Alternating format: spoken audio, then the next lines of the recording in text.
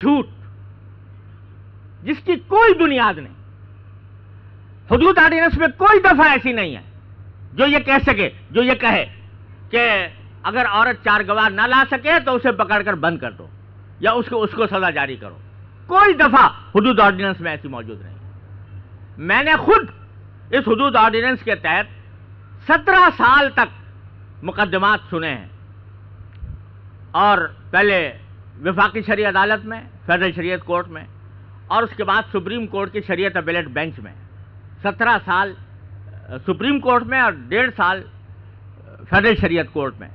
رہتے ہوئے میں نے یہ مقدمات اس طرح سنے ہیں کہ ان کی آخری اپیل ہمیشہ ہمارے پاس آیا کرتی تھی. لہذا جتنا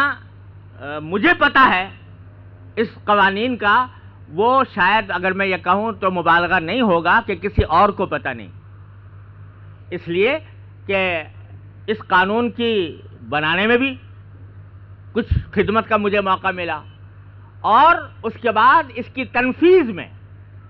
اور اس کے تحت مقدمات کا فیصلہ کرنے میں اس طرح شامل رہا کہ دوسرے جج صاحبان بدلتے رہتے تھے لیکن میں موجود رہتا تھا. لہذا دوسروں کے پاس مقدمات کم گئے ہیں, میرے پاس زیادہ آئے ہیں حدود کے. ایک مقدمہ اس پورے عرصے میں ایسا نہیں ہے, میں چیلنج سے کہتا ہوں, ایک مقدمہ ایسا نہیں ہے کہ جس میں کسی عورت کو اس بنا پر سزا دے دی گئی ہو کہ وہ 4 گواہ نہیں لا سکتی. کسی زنا بالجبر کے مقدمے میں اس کو اس بنا پر گواہ سزا دے دی گئی. ہاں, ہوتا یہ تھا, اکثر و بیشتر مقدمات میں یہ ہوتا تھا کہ ہمارے خاص طور سے دیہاتی معاشروں میں یہ قصے بہت چلتے ہیں کہ کوئی لڑکی ہے, وہ اس کا کسی سے تعلق ہو گیا اور اس تعلق کی وجہ سے وہ اس سے شادی کرنا چاہتی ہے, ماں باپ راضی نہیں ہوتے, تو وہ لڑکی اس آدمی کے ساتھ بھاگ کھڑی ہوتی ہے گھروں سے, اپنے آشنا کے ساتھ بھاگ کھڑی ہوئی. اب جب وہ بھاگ کھڑی ہوئی تو ماں باپ نے اغوا کا مقدمہ دائر کر دیا اور زنا کا مقدمہ دائر کر دیا کہ یہ اغوا کر کے, یہ جو اس کا آشنا ہے یہ اس کو اغوا کر کے اور اس کے ساتھ اس نے زنا کا ارتکاب کیا ہے, یہ مقدمہ دائر کر دیتے. اب جب وہ پولیس اس کے اوپر کارروائی کرتی اور لڑکی برآمد ہو جاتی تو اس آدمی کو پکڑ لیا جاتا جو اس کا آشنا تھا, اس کو پکڑ کے جیل میں بند کر دیا جاتا. اب یہ لڑکی آ گئی ماں باپ کے پاس. ماں باپ کے پاس آنے کے بعد یہ دعویٰ یہ کرتی تھی کہ جی ماں باپ کے حق میں بیان دیتی کہ یہ مجھے زبردستی لے گیا تھا, زبردستی سے مجھے اغوا کیا تھا. حقیقت حال یہ ہوتی تھی کہ وہ خود اپنی مرضی سے گئی اور اپنی مرضی سے اس کے ساتھ بھاگی, لیکن جب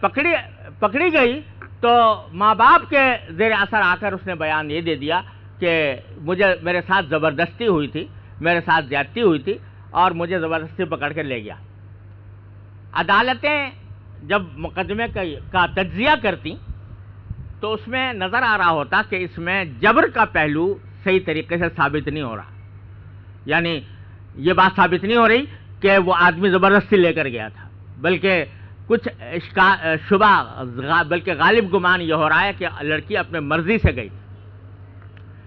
تو ایسی صورت میں لڑکے کو سزا ہو جاتی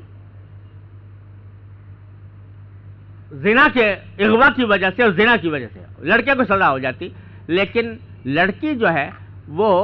چونکہ اس نے یہ دعویٰ کر دیا کہ اس کے ساتھ جبر ہوا تھا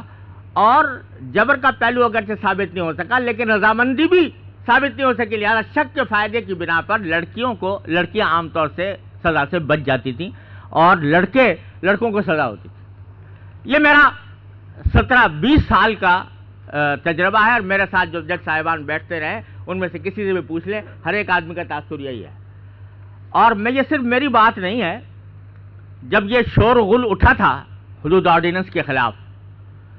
تو یہ شور غل جا رہا تھا یورپ اور امریکہ بھی, وہاں پر بھی یہ شور مچایا جا رہا تھا کہ حدود آرڈیننس ایک ایسا قانون نافذ کر دیا گیا ہے جس میں عورتوں پر بڑا ظلم ہے. تو یہ مغرب کے لوگوں میں جہاں بہت سی باتیں بری ہیں، ایک بات اچھی بھی بعض لوگوں میں پائی جاتی ہے، وہ یہ کہ ان لوگوں میں تحقیق اور جستجو کا ایک مادہ ہے. تو اگر کوئی آدمی اسکالر ہے، کسی معاملے کی تحقیق کرنا چاہتا ہے، تو محض پروپیگنڈے کی بنیاد پر کرنے کے بجائے وہ کوشش کرتے ہیں کہ معاملے کی تہ تک پہنچیں. چنانچہ وہاں کا ایک اسکالر تھا جس کا نام چارلس کینیڈی ہے. وہ یہ سب شور غل سن کر کہ حدود آرڈیننس نے عورتوں پر ظلم کیا ہوا ہے، وہ پاکستان آیا اور یہاں اس نے کئی مہینے گزار کر عدالتوں کا جائزہ لیا، مقدمات کو پڑھا کہ کس مقدمے میں کیا صورتحال پیش آئی ہے، اعداد و شمار جمع کیے اور اپنی ایک رپورٹ تیار کی، رپورٹ شائع کر دی. اس رپورٹ وہ ایک کسی مولوی ملا کی تیار کی ہوئی نہیں ہے، کسی ایسے شخص کی تیار کی ہوئی نہیں ہے جو حدود آرڈیننس کا حامی ہو. ایک غیر مسلم امریکی اسکالر وہ یہ رپورٹ تیار کر رہا ہے. اس کا میں ایک اقتباس آپ کو سناتا ہوں جس میں وہ کیا کہتا ہے. اس نے اعداد و شمار جمع کیا ہے، 5 سال کے مقدمات کا سروے کیا اس نے، 5 سال میں جتنے مقدمات ہوئے تھے، اور ان کا سروے کرنے کے بعد اعداد و شمار دیے، کتنی عورتیں کس دفعہ میں، کتنے مرد کس دفعہ میں گرفتار ہوئے، وہ سب تفصیلات دیں. اسی میں وہ لکھتا ہے کہ جن عورتوں کو زنا بالرضا کے جرم میں سزا ہونے کا اندیشہ ہوتا ہے، وہ اپنے مبینہ شریک جرم کے خلاف زنا بالجبر کا الزام لے کر آ جاتی ہیں. فیڈرل شریعت کورٹ کو چونکہ کوئی ایسی قرائنی شہادت نہیں ملتی جو زنا بالجبر کے الزام کو ثابت کر سکے، اس لیے وہ مرد ملزم کو زنا بالرضا کی سزا دے دیتا ہے اور عورت شک کے فائدے والے قاعدے کی بنا پر اپنی ہر غلط کاری کی سزا سے چھوٹ جاتی ہے. الہی تیری چوکھٹ پر بھکاری بن کے آیا ہوں.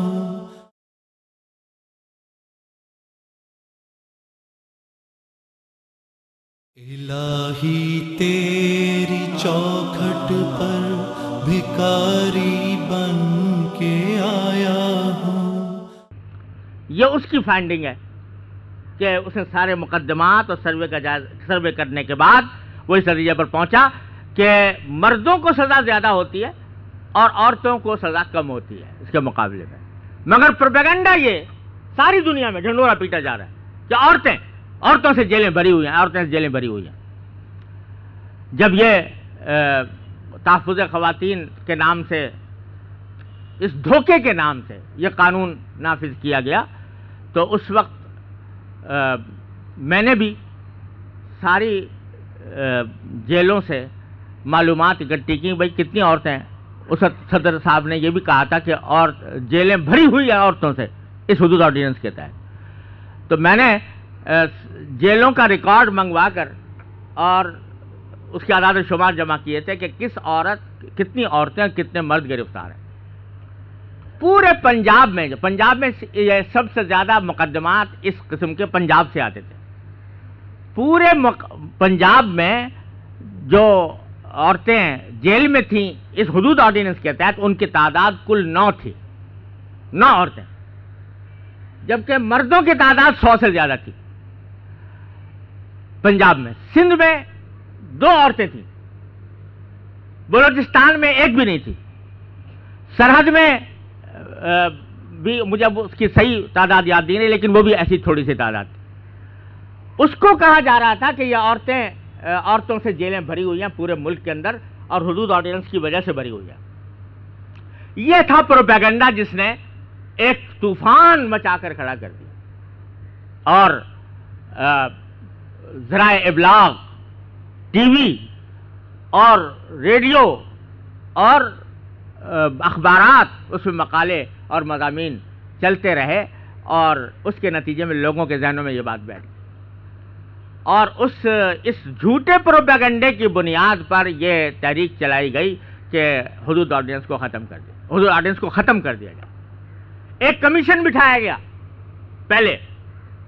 جس کی سربراہ خاتون جج تھیں. کمیشن بٹھایا گیا کہ وہ اس بات کا جائزہ لے کہ حدود آرڈیننس میں کہاں غلطیاں ہیں، کہاں خرابیاں ہیں۔ انہوں نے اپنی رپورٹ تیار کی، وہ رپورٹ بھی ایسی مضحکہ خیز رپورٹ، میں نے اپنے ایک مضمون میں ان کی اس مضحکہ خیز باتوں کو واضح کیا ہے کہ جس میں انہوں نے بالکل ہی بدیہی طور پر غلط الزامات عائد کیے حدود آرڈیننس کے اوپر، اور یہ مطالبہ کیا کہ اس کو منسوخ کر دیا جائے۔ اصل بات یہ تھی کہ چونکہ اسلام کے نام پر بنا ہوا تھا اور سیکولر طاقتوں کو یہ گوارا نہیں تھا کہ کوئی قانون اسلام کے نام پر بنے، اس لیے مطالبہ یہ کیا گیا کہ اس کو منسوخ کر دیا جائے۔ منسوخ کرنا میں زیادہ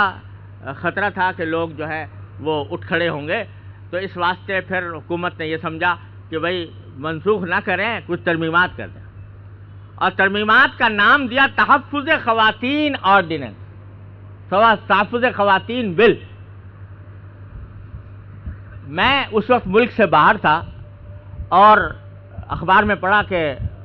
اسمبلی میں ایک بل پیش ہوا ہے جو تحفظ خواتین بل کے نام سے پیش کیا جا رہا ہے، تو خود ماتھا تو ٹھنکا کہ پتہ نہیں کیا ہوگا، لیکن میں نے یہ نہیں سمجھا کہ یہ حدود آرڈیننس میں ترمیم کا نام انہوں نے تحفظ خواتین ایکٹ رکھا ہے۔ لیکن جب یہاں آیا تو پتہ چلا کہ حدود آرڈیننس میں ترمیم کا نام تحفظ خواتین ایکٹ رکھا ہے، حالانکہ اس میں عورت کے حقوق کے تحفظ کی ایک بات نہیں، عورت کے جو حقیقی مسائل ہیں ان میں سے کسی ایک مسئلے کو نہیں چھیڑا گیا۔ اب سنیے کیا تحفظ ہوا خواتین کا۔ تحفظ یہ ہوا کہ جب تک یہ نیا قانون نہیں آیا تھا، بدنام زمانہ قانون نہیں آیا تھا، بلکہ حدود آرڈیننس اصلی شکل میں نافذ تھا، اس میں یہ حکم تھا کہ اگر کوئی شخص دوسرے عورت کے ساتھ زنا بالجبر کا ارتکاب کرے تو اس زنا بالجبر کے ارتکاب پر اس اگر 4 گواہوں سے ثابت ہو جائے یا ملزم خود اعتراف کر لے کہ مجھ سے یہ ہوا ہے، اور بہت سے مقدمات میں ایسا ہو جاتا ہے، تو اس پر شرعی حد نافذ ہوتی تھی، یعنی اس کو سنگسار کیا جائے، سنگسار کیا جائے، اس کو قرآن کریم اور نبی کریم صلی اللہ علیہ وسلم کے احکام کے مطابق اس کو رجم کی سزا دی جائے، جس نے ایک خاتون کی عزت لوٹی اور اس عزت لوٹنے پر کا جرم ثابت ہو گیا 4 گواہوں سے یا ایک آدمی کے اقرار سے، تو اس کو سنگسار کیا جاتا تھا۔ سنگسار کرنے کا قانون تھا۔ یہ تحفظ خواتین والا قانون آیا، اس نے یہ کر دیا کہ یہ سزا ختم، سنگسار کرنے کی سزا ختم،